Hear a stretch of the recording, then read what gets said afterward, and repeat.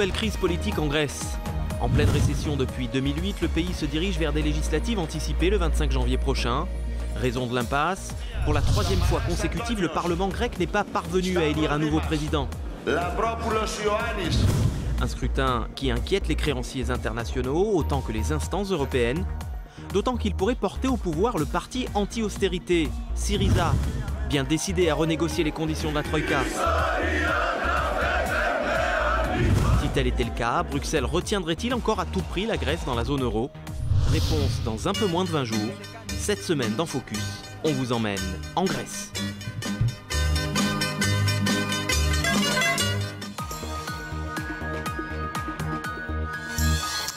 Bonsoir, merci de votre fidélité. On va partir ce soir pour la Grèce où vont se tenir, vous le savez, dans moins de 20 jours, des législatives à haut risque sous l'œil de Bruxelles et du FMI, alors que le pays est plongé depuis 2010 dans une crise économique. Une crise souvent évoquée en des termes macroéconomiques, des terminologies alambiquées qui nous échappent parfois, alors que cette politique de rigueur, elle touche finalement des gens comme vous et moi en Grèce.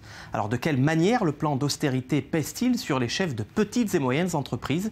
C'est ce qu'on a cherché à savoir en allant interroger Giorgos Kalantzakis. Il est grossiste en articles de pêche à Athènes. Bonsoir Giorgos, merci d'être avec nous. You're welcome. Avec plaisir. Alors dites-nous, comment marchent les affaires en ce moment à Athènes? It's doing great. Actually, Tout va bien. L'économie n'est pas très bonne, mais si vous travaillez dur, il y a du travail. C'est difficile d'être un chef d'entreprise en ce moment, avec la crise que la Grèce connaît? La grande difficulté, ce sont les dépenses qui ne font qu'augmenter. Chaque année, il y a une autre chose. Les prix de l'électricité ne font qu'augmenter. Je pense que c'est le problème auquel tous les hommes d'affaires grecs doivent faire face aujourd'hui. Les impôts domestiques deviennent de plus en plus chers. Je pense que nous avons les impôts les plus élevés au monde et la TVA aussi est très élevée ici. De quelle manière la politique de rigueur affecte votre activité? Les politiciens ne veulent que prendre de l'argent au peuple, alors ils augmentent les impôts. À chaque fin d'année, vous devez verser presque 50% de vos bénéfices au gouvernement. Ça devient complètement fou. Ils veulent collecter de l'argent, mais il y a des gens ici qui ne peuvent pas payer ces sommes. Est-ce que vous pensez que les prochaines élections peuvent changer la donne? D'ailleurs, qu'est-ce que vous attendez de ce scrutin? Nous avons maintenant des élections le 25 janvier. La plupart des gens ici ne veulent pas de ces élections. Ils ont mis la crise économique de côté et ils essayent de faire leur travail, de faire marcher leurs affaires. Parce que la situation économique est stable en ce moment. Difficile, mais stable. Mais le Parlement grec a décidé de se diriger vers des élections, donc tout le monde a peur. D'un côté, il y a le parti démocratique du gouvernement, mais d'un autre côté, il y a Syriza, qui dit qu'il faut arrêter de payer nos dettes et nous allons quitter l'Europe. Mais la plupart des gens ici ne veulent pas sortir de l'Europe. Alors votre pays connaît un taux de 25% de chômage, un peu plus même. Est-ce que c'est quelque chose que vous ressentez dans votre entourage? Vous pouvez le voir au café. Tous les cafés sont pleins. Si vous voulez gagner de l'argent et survivre, il faut travailler. Il y a ici, comme partout dans le monde, des gens qui pensent qu'ils peuvent ne pas travailler et simplement vivre de l'argent du gouvernement. Mais ce n'est pas normal. Giorgos Kalantzakis à Athènes, merci beaucoup. Avec plaisir. Alexis Tsipras, retenez bien ce nom, c'est celui du chef de file du parti de la gauche radicale grecque, Syriza. Sa formation arrive en tête des sondages, il a promis aux Grecs d'en finir une fois pour toutes avec la politique d'austérité qui leur est imposée. Alexis Tsipras, sauveur ou faux messie, on va tenter d'y voir plus clair ce soir grâce à un diplomate israélien, Aryeh Mekel. Bonsoir. Bonsoir. Aryeh Mekel, vous avez été ambassadeur d'Israël en Grèce. Est-ce que l'arrivée du parti Syriza au pouvoir, c'est un scénario envisageable? Il faut prendre en compte le fait que ce parti d'extrême gauche, Syriza, est en tête des sondages à 3 ou 5% près. Donc il est très probable qu'il prendra en effet le pouvoir à la fin du mois. Pourquoi ce parti inquiète-t-il autant les instances européennes? La thèse de ce parti est une thèse certes étrange, mais qui intéresse apparemment beaucoup de Grecs. Ce parti veut en fait annuler ou du moins réévaluer les conditions de l'accord économique entre la Grèce et l'Union européenne. Il dit que ces conditions sont trop sévères, mais en même temps il dit aussi que l'Allemagne et les autres pays d'Europe devraient continuer à donner les 350 milliards d'euros qu'elle s'est engagée à donner à la Grèce. C'est assez problématique parce que vous ne pouvez pas demander aux gens de se nourrir et de continuer à vous nourrir aussi sans aucun retour. Que ça veut dire que depuis 2010, les Grecs ne voient toujours pas le bout du tunnel? Non, je ne pense pas. Cette situation découle de plusieurs années problématiques au cours desquelles il n'y a pas eu de prélévation d'impôts et il y avait des failles énormes dans le système politique. Alors, ils ont dû demander de l'aide et ils l'ont reçue. L'Europe verse à la Grèce 350 milliards d'euros par paiement chaque mois. Grâce à cet argent, la Grèce rembourse ses dettes petit à petit. Elle finance son armée, ses hôpitaux et tout le reste. D'un autre côté, le gouvernement grec n'a pas touché à ces problèmes de réforme. Pas un travailleur n'a été viré du service public qui représente plus de 13% des travailleurs grecs. Rien n'a été fait pour améliorer la prélévation des impôts. Donc en réalité, une fois que cet argent étranger arrêtera de couler, la Grèce se retrouvera à la case départ. Parlons un peu des relations, si vous voulez bien, entre Israël et la Grèce, parce que vous avez été ambassadeur à Athènes pendant 4 ans. Comment vous expliquez ce réchauffement des relations depuis 20 ans ? Ce rapprochement a commencé assez tard, il y a seulement 20 ans qu'il y a eu un ambassadeur en Grèce et cette amélioration des relations diplomatiques avait surtout été initiée à cause des pressions de la part de l'Union européenne et des États-Unis. Il y a encore 4 ans, la Grèce était l'un des pays les moins favorables à Israël dans l'Union européenne. Mais à l'époque, le Premier ministre grec est venu en Israël en visite et a demandé à Netanyahou d'améliorer les relations. Il y avait plusieurs raisons à cela, comme par exemple la détérioration des relations entre Israël et la Turquie, qui était une ouverture pour les Grecs, mais aussi la volonté du Premier ministre de donner une dimension plus globale à son pays. Merci beaucoup, Aryeh Mekel. Merci à vous.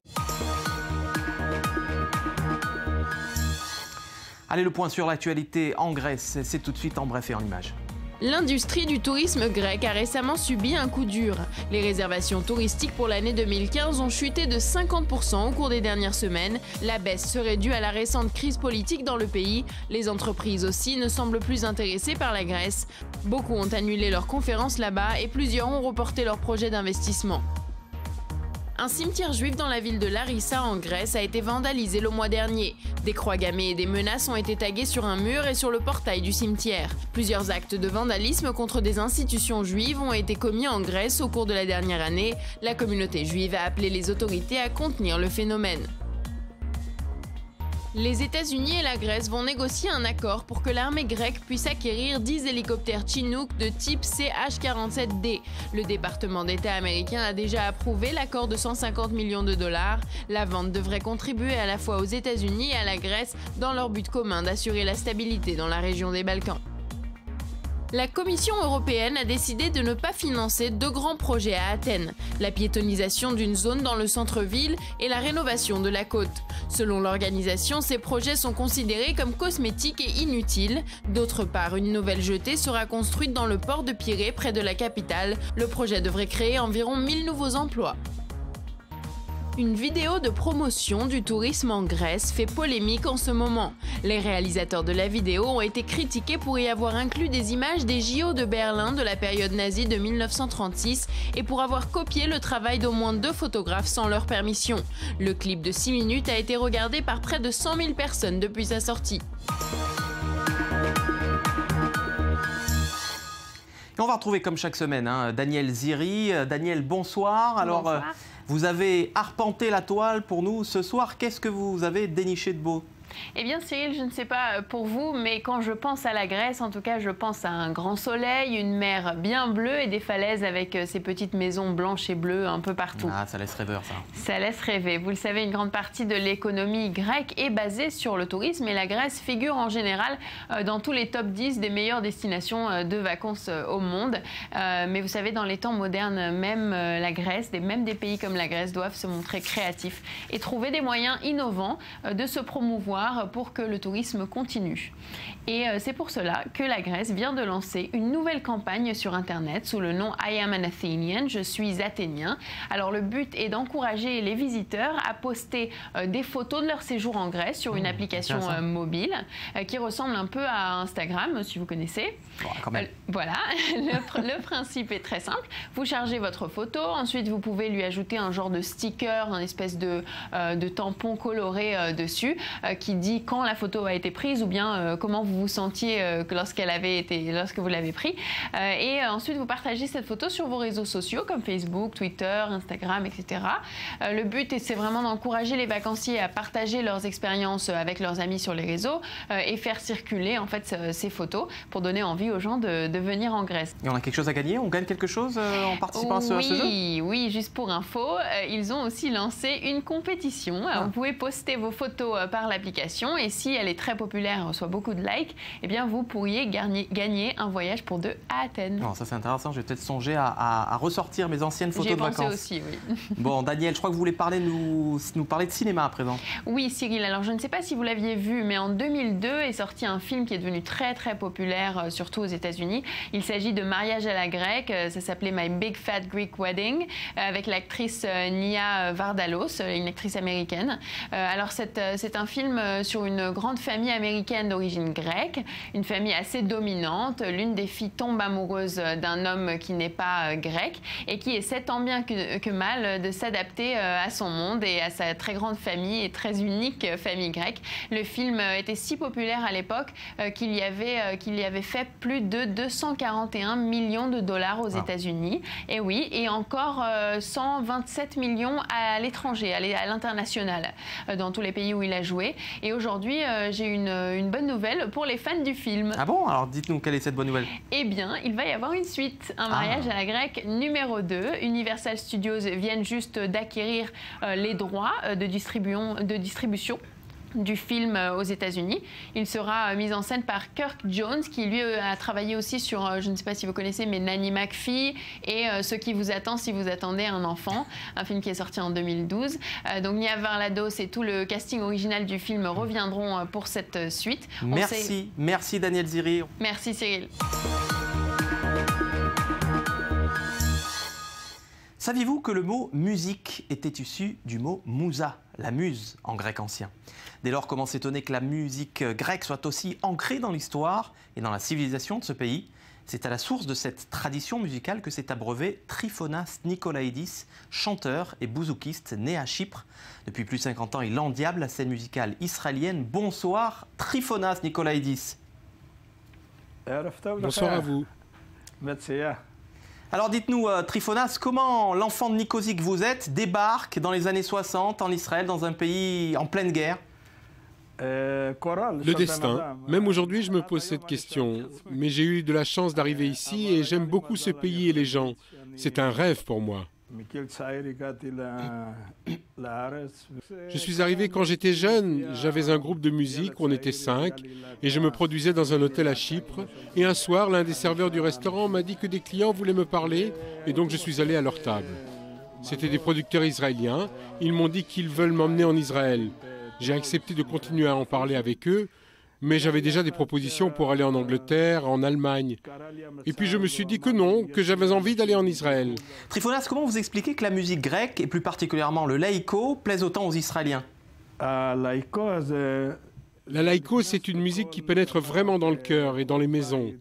Lorsque je suis arrivé en Israël et que j'ai commencé à me produire ici, j'étais le premier à ramener le bouzouki, cet instrument grec, en Israël. Et les gens ont adoré.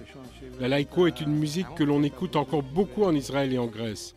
À part la laïko, il y a aussi le rampetiko, qui est plus underground dans son genre. Mais en Israël, la laïko est plus populaire. Est-ce que vous diriez que les peuples israéliens et grecs se ressemblent, Trifonas? Beaucoup, oui. Regardez la cuisine. Les Israéliens adorent la cuisine grecque.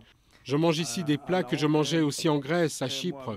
C'est la même mentalité, le même environnement. Ce sont des peuples très proches. Est-ce que vous pensez que les artistes ont le pouvoir d'influencer sur l'humeur nationale, notamment en période de crise, comme celle que connaît la Grèce actuellement? Il y a toujours eu des situations difficiles. Pendant la Deuxième Guerre mondiale, les gens mouraient de faim en Grèce. Il n'y avait rien à manger. Mais doucement, ça s'est arrangé. Et j'espère que la situation actuelle aussi s'arrangera bientôt. Et que les Grecs soient heureux comme avant. Allez, dernière question, Trifonas, vous allez peut-être nous livrer votre secret. Comment on fait, après plus de 50 ans de carrière, pour avoir autant de puissance dans la voix et autant de précision dans les doigts? Ça vous fait rire, hein? Voilà. Eh bien, j'essaye de bien manger, je ne bois pas, et j'aime la musique, tous les jours je joue. La musique, c'est ma santé, c'est ma nourriture. Merci Trifona, je vous laisse prendre votre bouziki, vous allez nous jouer un petit morceau. Voilà, cette émission touche à sa fin. Quant à moi, je vous dis à la semaine prochaine, même jour, même heure. On va se quitter avec quelques notes de musique de Trifonas Nicolaïdis, une chanson intitulée Ariana, une musique grecque et qui est chantée en hébreu. Restez connectés, vivez curieux et surtout, restez focus. À la semaine prochaine.